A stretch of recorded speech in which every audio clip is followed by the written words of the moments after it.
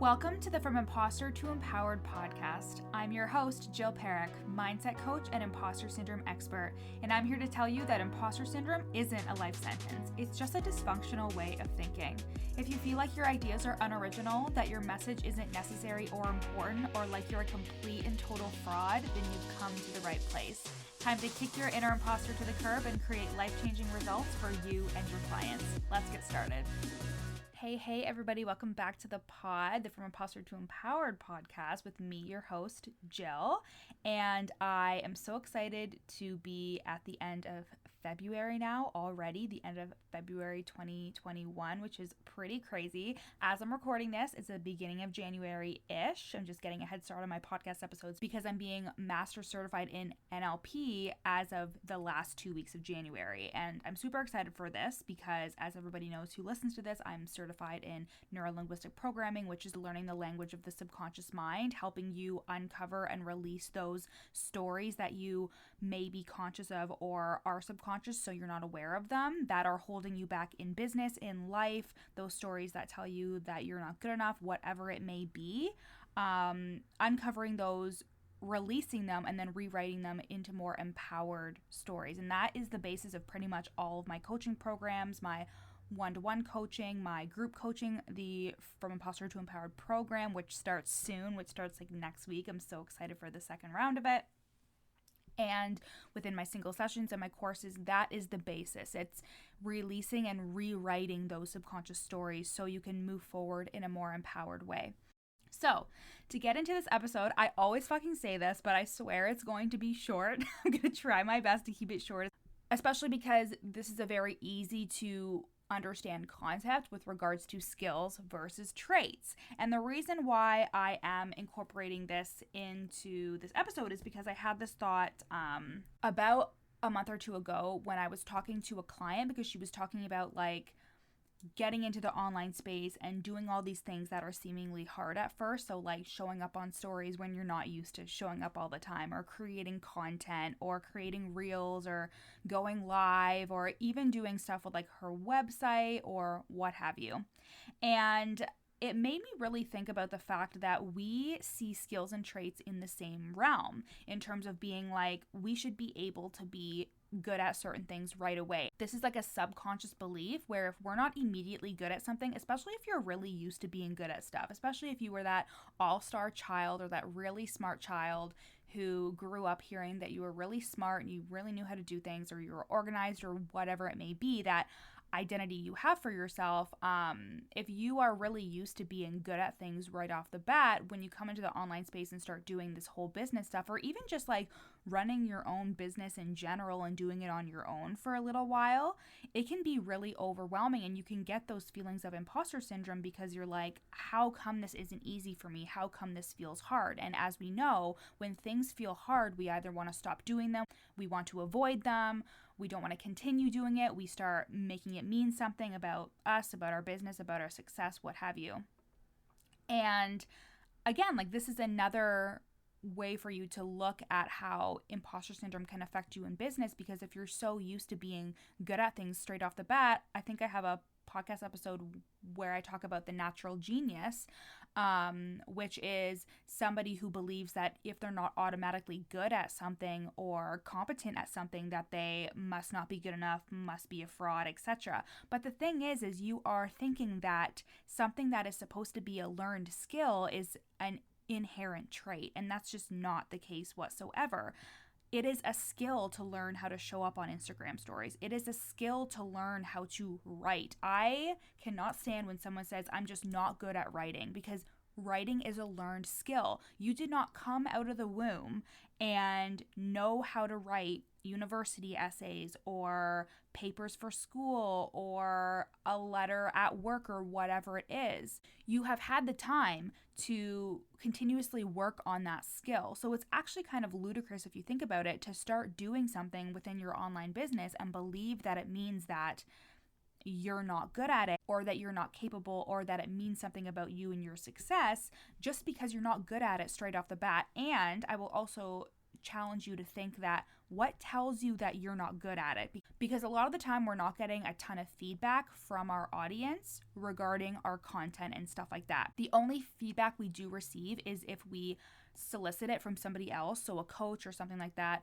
or if we get feedback from our audience saying, this is so good, I loved this, and then we think, oh yeah, this is good. But a lot of the work that we're putting out there, people aren't necessarily grading it or saying, this was really good or whatever, again, unless it's solicited.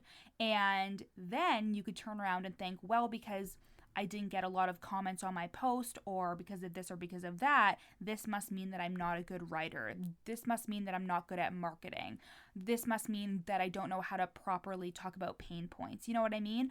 When in reality, who is telling you that you're not good at it? And again, this is a learned skill. Writing captions is a learned skill. I went to university and I wrote a lot of academic papers. So in the beginning of my business, I was writing a lot of stuff academically, but when it came to selling for my business on my Instagram, I had no idea how to write to make people interested in my content or to show them that I knew what I was talking about. So anyways, I want us to change the narrative on what we think is a trait versus a skill, because a trait is something that's inherent. A trait is something that is true about you and your personality. It's attached to who you are. A trait is being somebody who's joyful. A trait is being somebody who's charismatic. A trait is being somebody who knows how to work a room, who's really sociable. And traits are something that you also can improve upon. It's not like you are saddled with a trait your entire life, especially if it's something that's negative. Like, we all have relationships with people who have seen us in a certain light for a very long time. So my sister is currently living with me because of the whole house fire situation that happened in October of last year. And we were talking about how when she was a kid, she was really, really messy. And now she's really clean. But we always joke that she used to have like the dirtiest room. And she's always like, oh, you guys always see me for like how I was as a kid. And that's a frustration that we all have within ourselves, that people who know us for a very long time see a certain trait in us and are like, oh, that's how you always are. So this is not saying that traits aren't something that you can change, or traits aren't something that can be approved upon or whatever. It's just separating the skill from the trait and realizing that a lot of things you're going to do in your business are skills. A lot of things that you're going to learn how to do is a skill that you can work upon. And a skill level is usually something that has to start at basic or beginner. There is no person in this world who has perfected something the second that they did it for the first time. Nobody. No professional athletes, no business owner, no person even just showing up on video. I think I've talked about this before, but my old IG lives, if you scroll all the way down to them, I put into my Instagram TVs my old Facebook videos that I used to do, and I used to monotone, look at the camera, like not smile. It was so awkward because it was a skill that I needed to learn to be on camera. Even with podcasting, I used to have an entire script that I would read off of. And again, it used to be very monotone. I used to not do a lot of inflections with my voice. I used to be unable to record a podcast without a script in front of me. It was a learned skill to record podcasts and just sit down and talk to the mic and have something to say for an entire 20 minutes at a time. Watch, this episode's not going to be short at all. When I get talking, I just don't shut the fuck up. But essentially, everything that I've had to do in my business, learning how to work my website, making a sales page, writing copy, talking to potential clients in the DMs, sales calls, a lot of the things that are needed to run my business are skills that I have had to learn, had to acquire, and had to build upon over time. And the same thing with coaching. When I started out coaching clients, like, I wouldn't say I was bad because I had the experience of my like past jobs and I had the education, but it was a skill in terms of holding space, leaving room for silence, letting the client talk and work something out themselves, asking them powerful questions.